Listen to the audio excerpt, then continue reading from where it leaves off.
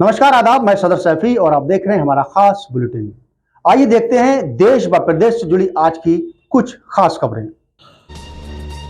और इधर सपा प्रमुख अखिलेश यादव का हरियाणा विधानसभा चुनाव से पीछे हटना और कांग्रेस का समर्थन कर देना का फैसला राजनीति के खेल में एक बड़ा बदलाव लाया है।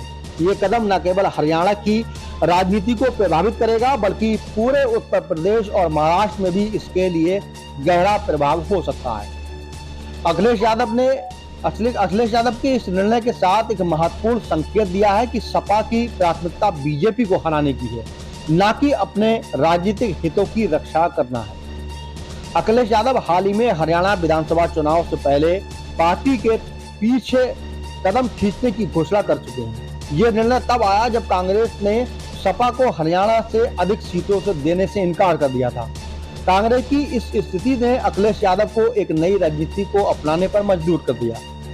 अखिलेश ने स्पष्ट किया कि सपा की प्राथमिकता बीजेपी को हराना है और इसके लिए वे हर त्याग करने को तैयार हैं। उन्होंने ट्वीट कर यह भी कहा है कि यह समय अपने राजनीतिक लाभ की सोच का नहीं बल्कि जनता के दुख दर्द को समझने का और बीजेपी की सियासत से उन्हें मुक्ति दिलाने का है। सपा ने हरियाणा चुनाव के लिए 17 सीटों पर चुनाव लड़ने की योजना बनाई थी। पार्टी की प्रदेश इकाई से जुलाना, सोहाना, बाबत, बेरी, चक्री, दादरी और बल्लभगढ़ जैसी महत्वपूर्ण क्षेत्र पर अपनी नजर गड़ी हुई थी। लेकिन जब कांग्रेस ने सपा को एक सीट से ज्यादा देने से मना कर दिया तो अखिलेश ने इस स्थिति का सामना करते हुए हरियाणा चुनाव में अपने कदम पीछे खींचने का निर्णय लिया। इस फैसले के साथ उन्होंने कांग्रेस का पूरा समर्थन देने का ऐलान किया है, जिससे पार्टी की इस चुनावी लड़ाई में महत्वपूर्ण भूमिका निभाने की संभावना भी बन गई है। अखिलेश यादव का ये त्याग कांग्रेस के लिए एक बड़ी चुनौती का मौका है। दोनों लगातार साथ हैं। यदि कांग्रेस यूपी और महाराष्ट्र में सपा की अपेक्षाओं को पूरा नहीं करती है तो इसका असर दोनों दलों के रिश्ते पर पड़ सकता है। अखिलेश यादव हरियाणा में दिया गए समर्थन को कांग्रेस को एक ऐसा मौका प्रदान कर दिया है जिससे वह बीजेपी के खिलाफ एक मजबूत मोर्चा बन सके। लेकिन इसके बदले में कांग्रेस को यह साबित करना होगा कि वह सपा की उम्मीदों पर पूरी तरह से खरी उतरेगी। वहीं उत्तर प्रदेश में उपचुनाव की तैयारी शुरू हो चुकी है। इस बार उत्तर प्रदेश की 10 विधानसभा सीटों पर उपचुनाव होना है।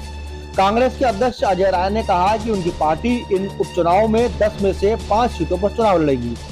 ये घोषणा चुनाव कांग्रेस की महत्वाकांक्षाओं को दर्शाती है, लेकिन अखिलेश यादव का कहना है कि कांग्रेस को उपचुनाव में केवल 1 या 2 सीटें मिलेंगी। उनकी पार्टी की राजनीति मौजूदा 5 सीटों को बचाए रखने और एनडीए की 5 सीटों पर कब्जा जमाने की है। अखिलेश यादव का ये कदम यूपी में कांग्रेस के लिए एक मुश्किल स्थिति उत्पन्न कर सकता है। कांग्रेस ने 2024 लोकसभा चुनाव में 6 सीटें जीतने के साथ ही उत्तर प्रदेश में राजनीतिक प्रभाव को बढ़ाने की योजना बनाई है। राहुल गांधी लगातार यूपी का दौरा कर रहे हैं और कांग्रेस ने 2027 विधानसभा चुनाव के लिए 100 सीटों से अधिक सीटों पर चुनाव लड़ने का लक्ष्य रखा है।